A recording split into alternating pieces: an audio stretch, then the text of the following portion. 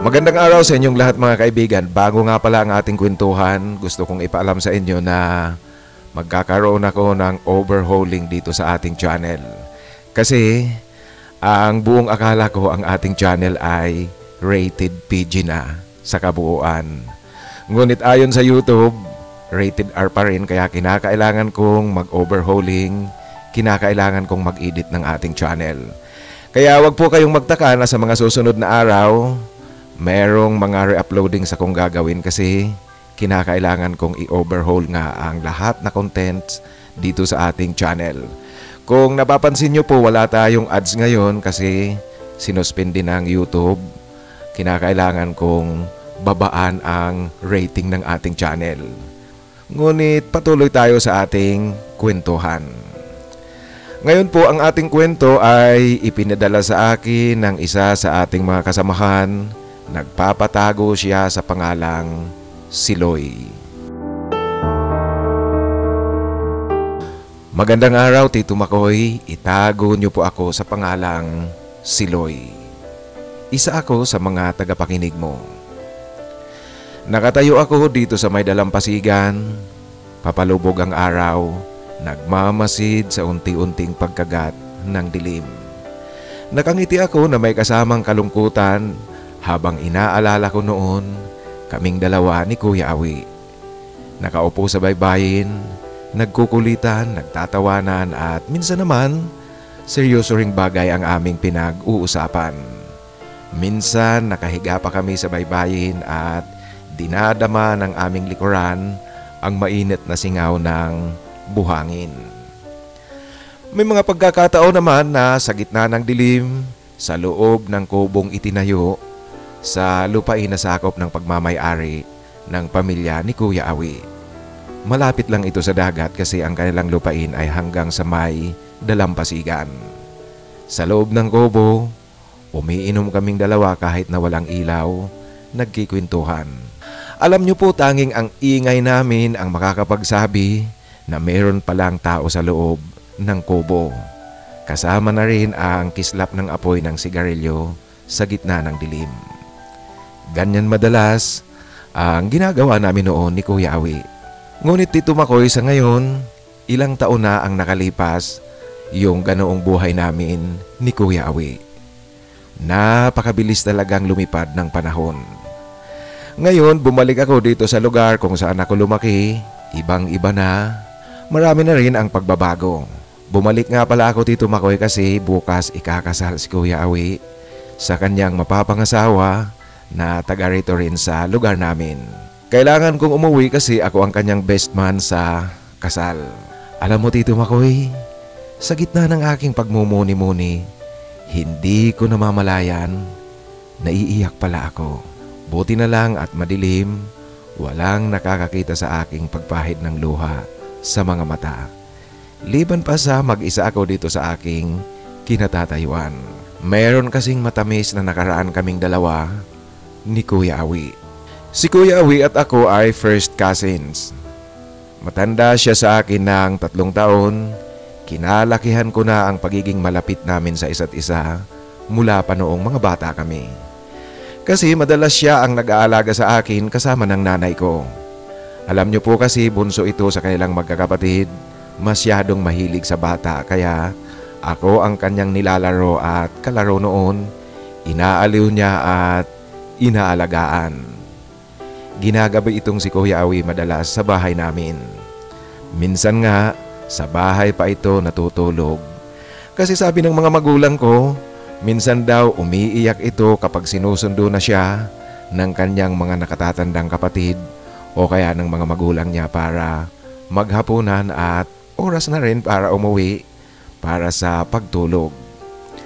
At dahil sa kanyang pag-iyak, napipilitan ang kanyang mga magulang na pabayaan na lang siya sa bahay namin. Dito na magpalipas ng gabi. Hindi nagbago ang pagiging malapit namin sa isa't isa hanggang sa naging binata kami pareho ni Kuya Awi. Nagkahiwalay lang kami noong tumungtong na siya sa college. Kinakailangan niya nang pumunta sa lungsod para magpatuloy ng kanyang pag-aaral. At maging noong pumasok na rin ako sa college, Hindi na kami naging magkasama kasi sa ibang lungsod ako pumasok sa katabing lalawigan. Ganoon pa man, tuwing katapusan ng linggo, pinipilit naming umuwi pareho sa amin. Ganoon pa rin, pag magkasama kami, halos hindi kami naghihiwalay buong maghapon at maging sa gabi. Sinusulit namin ang oras ng aming pagbabanding.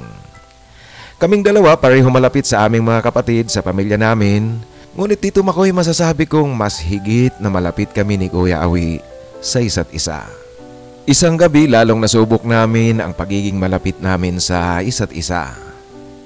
Pumunta ng lungsod ang mga magulang ni Kuya Awi, ipinasyal kasi ito ng isa niyang kapatid. Meron silang bahay sa lungsod kaya mananatili raw ito ng 2 araw. Si Kuya Awi lang ang naiwan sa bahay nila. Hindi siya sumama kasi siya na nga rin ang nakatira sa bahay nila sa lungsod. At ngayon, oras at araw niya ito ng kanyang pag-uwi dito sa lugar namin. Palibhasa ang ibang mga nakatatandang kapatid niya, may mga pamilya na rin, may kanya-kanya ng bahay ang mga ito. Tito Makoy, sa mga malalayong lugar kagaya sa amin, walang libangan. Kaya uminom kami ni Kuya Awi sa bahay nila. Hindi naman kami nalasing, tamang pampalipas oras lang kasi nga walang mapaglibangan. Sa bahay na nila ako natulog noong gabing iyon. Normal na sa amin ang magkatabing nakahiga sa tulugan. Ngunit ngayon Tito Makoy, sa tingin ko merong pagkakaiba. Kasi sa pagkakayakap sa akin ni Kuya Awi, ramdam na ramdam kong uminit ang kanyang pakiramdam. Hindi ko ito pinansin sa una, ngunit naramdaman kong hindi inililihim ni Kuya Awi ang kanyang nararamdaman sa pagtatabi naming ito. Ramdam na ramdam ko na pilit niyang ipinapaalam sa akin ang kanyang nadarama. Pareho kami gising ni Kuya Awi. Alam mo Tito Makoy, sa kanyang ginagawa natangay din ako hanggang sa natagpuan ko na lang na magkayakap na kami. Hindi kami nakapagpigil sa isa't isa. Naganap sa amin ang pinakasekretong bagay na kaming dalawa lang talaga ang nakakaalam at kinakailangang kaming dalawa lang ang makaalam nito. Naging intimate sa aming dalawa ni Kuya Awi ang buong magdamag na iyon. Hindi ko inaasahan at hindi namin inaakalang magagawa naming dalawa. Kinabukasan gumising kami yung normal lang na paggising sa umaga, kulitan, tawanan at minsan nga meron pa kaming taong pinag-uusapan, pinagtatawanan namin. Hindi naman yung nagmamarites kami, ngunit pinagtatawanan lang talaga namin. Aminin natin Tito Makoy, paminsan-minsan kahit sino sa atin nagagawa ang ganito. Hindi namin napag-usapan ang nangyari at ginawa namin kagabi. Yung matamis na nangyari sa amin ni Kuya Awi noong gabing iyon, naging simula na ng tuloy-tuloy naming ginagawa ito. Walang katapusan ng linggo na hindi namin pinagbibigyan ang nakatagong pakiramdam ng aming mga katawan sa bawat isa. Ang kadalasan nito Tito Makoy, sa may kubo nila, yung malapit sa dalampasigan. Oras na nakaalis na ang lahat ng mga mangingisdang papalaot sa gabi, saka kami gumagawa ni Kuya Awi. Walang taong nagagawi rito kasi sa oras na iyon, ang mga tao sa lugar namin nasa loob na ng kanilang bahay. Liban pa nga sa ang kubo ay nasa loob ng lupain ni na Kuya Awi. At napansin ko na lang Tito Makoy na nitong mga sumunod na buwan at araw, pareho kaming dalawa ginagawa ng obligasyon ang pag-uwi tuwing katapusan ng linggo. Lalo na ako Tito Makoy, lagi akong nananabik na sumapit ang weekend. Alam niyo po kung tutuusin, malayo ang biyahe ko pa uwi sa amin kasi nasa ibang lalawigan ako. Subalit, sinisiguro kong makauwi ako at magkita kami ni Kuya Awi. Nang magtapos si Kuya Awi ng college, kinuha siya ng munisipyo para magtrabaho kaya nakapasok siya sa LGU namin. tuluyan na siyang nanatili sa lugar namin. Ako naman Tito Makoy, nung matapos ako ng college, lumuwas ako ng Manila para makipagsapalaran. Dito na ganap na nagkahiwalay kami ni Kuya Awi. At pakalipas ng ilang taon sa ngayon, umuwi ako dito sa amin para sa kanyang kasal. Natutuwa ako, masaya para kay Kuya Awi. Ngunit aaminin ko po na malungkot sa ilalim ng aking pakiramdam. Kasi ang oras na ito, ganap nang nagwakas ang isang yugto ng buhay naming dalawa. Yung sa aming dalawa ni Kuya Awi. Habang abala ang lahat para sa paghahanda ng kasal ni na Kuya Awi kinabukasan, ako naman, narito ngayon sa may baybayin, binabalikan ang mga panahong dumaan sa aming dalawa. Mga buntong hininga ang aking pinapakawalan, sunod-sunod na sigarilyo rin ang aking sinisindihan. Ewan ko ba Tito Makoy kung bakit parang ang bigat ng aking pakiramdam. Sa madaling kwento, masayang nairaos ang kasal, payak lang na handaan sa bahay ng napangasawa ni Kuya Awi. Alam mo Tito Makoy, ganyan kaming mga nasa malalayong lugar. Ang resepsyon sa kasal, kadalasan nasa bahay ng nobya. Noong paisa-isa nang lumalapit sa bawat lamisa ng mga bisita sa kasal, sina Kuya Awi at ang kanyang asawa, para magpalitrato, isang mahigpit na yakap ang ginawa naming dalawa ni Kuya Awi. Kasabay rin ng aking pagbati sa kanya sa paglagay niya sa tahimik. Buong ngiti ang ibinigay ko sa kanya, masaya ang aking pagmumukha Tito Makoy. Ngunit alam niyo po, masakit sa kalooban ang aking nararamdaman. Alam niyo po talagang kabaliwan itong nararamdaman ko kasi sa likod ng sayang aking ipinapakita kay Kuya Awi, aaminin ko, merong pagsisilos akong nararamdaman sa asawa niya. Aaminin ko Tito Makoy, kalukuhan at hindi maganda ang aking nararamdaman at ang nasa loob ng aking isip. May pagkainis ako sa asawa ni Kuya Awi. Totoong totoo yan Tito Makoy. Nagiging totoo lang ako sa sinasabi ko sa iyo. Kung ano ang aking pakiramdam ngayon na ikinasal na si Kuya Awi. Subalit asawa siya ni Kuya Awi at maganda ang aming samahan. Kinakailangan kong tanggapin ito at harapin ang panibagong oras ngayon. Tanggapin na meron ng asawa si Kuya Awi. Nung mag-alisa na ang karamihan sa mga dumalo sa kasal, nagbihis na rin ng kanyang suot na damit si Kuya Awi.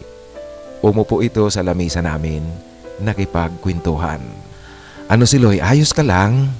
Yan ang tanong sa akin ni Kuya Awi.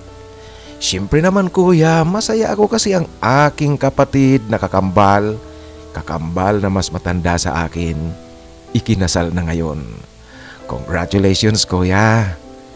Ito Tito Makoy ang aking tugon kay Kuya Awi. Tinapik ako ni Kuya Awi sa aking balikat at nagtanong ito, kailan na rin ba? Yung usapan natin, ako pa rin ang best man kahit na may asawa na. Siyempre naman kuya, sabi na nga magkakambal tayong dalawa, kambal tayo na mas matanda ka nga lang sa akin. Ito Tito Makoy ang pilit ng ngiting ibinigay ko kay Kuya Awi kasi nagkukulitan kaming dalawa. Alam na alam ko Tito Makoy na ang buong akala ni Kuya Awi, yung mga ginagawa namin noon, ang nakaraan naming dalawa, ay trip lang ang mga iyon. Hindi alam ni Kuya Awi na sa akin, mas malalim at mas malaki ang halaga ng mga ginagawa namin noon. Mahalagang mahalaga sa akin iyon at hanggang ngayon, patuloy ko itong inaalagaan sa aking alaala. Sa aking panig Tito Makoy, mas higit pa sa isang sekreto lang at merong napakalalim na kahulugan sa buhay ko at pakiramdam. Noong pangalawang araw ng kanilang kasal, malaking handaan pa rin ang naganap sa bahay ni na Kuya Awi. Pumunta pa rin ako para makipagdiwang ngunit hindi na ako gaanong nagtagal. Ito'y para hindi na madagdagan ang lungkot ng aking nararamdaman sa mga oras na iyon. Bagamat may pagmamaktol ng kaunti sa akin si Kuya Awi noong magpaalam ako, ngunit nagdahilan lang ako na naghahanda ako para sa aking pagbalik sa Manila kinabukasan. Sumunod na araw nga umaga, tumulak sina Kuya Awi at ang kanyang asawa papuntang Baguio para sa kanilang honeymoon. Yung honeymoon kasi regalo sa kanila ng mayor namin. Ako naman dito Makoy noong hapon tumulak na pabalik dito sa Manila. Kasama ng aking pag-alis sa lugar namin ang unti-unting pagbabaon ng isang kabanata ng buhay ko na kinakailangan ko na ring talikuran, yung nakaraan namin ni Kuya Awi. Kaya lang Tito Makoy hanggang ngayon, hindi ko talaga maibaon-baon sa limot ang yugto ng buhay naming iyon ni Kuya Awi. Kay Kuya Awi sigurado ako na sa kanya isang bahagi lang iyon ng mga kalukuhan namin. Ngunit kabaliktaran ito ng aking pakiramdam kasi alam na alam ko hindi lang yun kalukuhan. Mas higit pa sa kalukuhan. Masyadong makabuluhan sa akin yung bahagi ng buhay naming iyon ni Kuya Awi.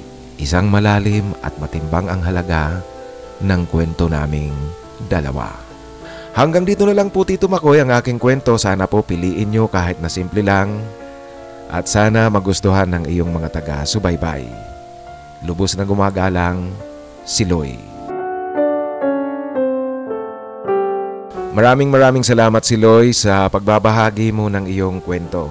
Alam mo yung kwento mo na yan, sabihin nating hindi yan pangkaraniwan ngunit hindi nag-iisa ang kwento mo na yan kasi marami na akong nalaman, marami na akong mga kakilalang magpinsan, nag-iibigan, nagkaibigan at nagkatuluyan.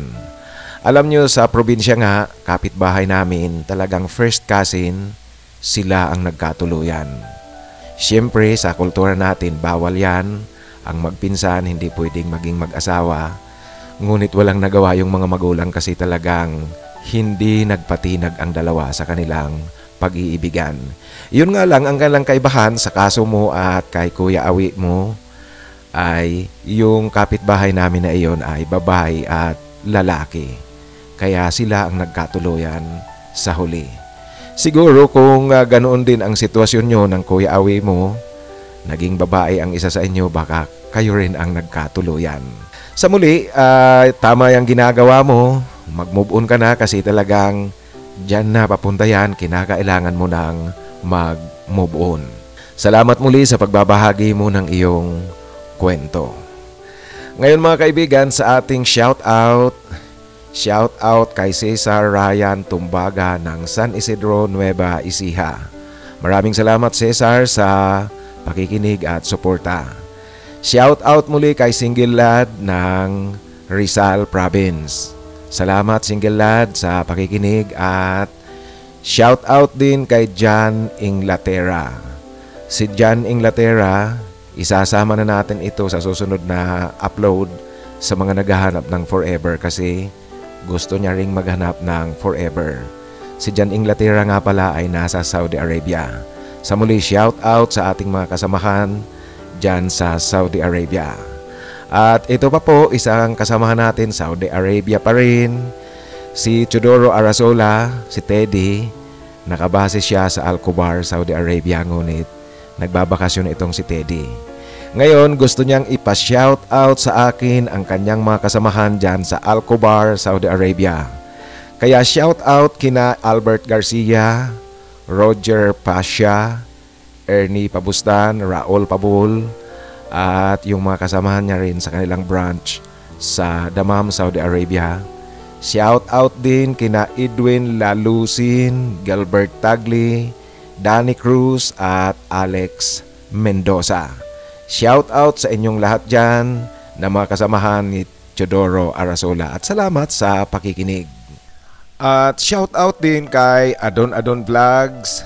Maraming salamat Adon Vlogs sa tuloy-tuloy na suporta dito sa ating samahan. At sa atin namang mga hinahanapan ng forever, narito muli ang shout out natin kay Alvin Kalalang, Dominador Patawaran, Paulo Laison, Faustino Fabro, Jason Hanson at Robert Merapuente. Ganoon din kay Alfred TV 888, John M7V. At ngayon nga, idagdag na natin sa naghahanap ng forever itong si John Inglaterra. Maraming salamat sa inyong pakikinig. Sa inyong lahat mga kaibigan, salamat sa tuloy-tuloy na suporta at sa tuloy-tuloy nyong pagsama dito sa ating kwentuhan. Inuulit ko sa mga susunod na araw, merong mga re-uploadings tayong gagawin kasi nga nag-overhaul ako ngayon dito sa ating channel. Ayon na rin sa ipinag-uutos sa akin ng YouTube. Kinakailangan nating babaan from rated R to rated PG. Ayon na rin sa pamantayan ng YouTube. Sa mga nais magpadala ng kanilang kwento, ipadala po sa aking email titomarcos@yahoo.com. Sa muli, maraming salamat sa inyong lahat at lagi po kayong mag-iingat. Sumainyo sana ang biyaya galing sa itaas.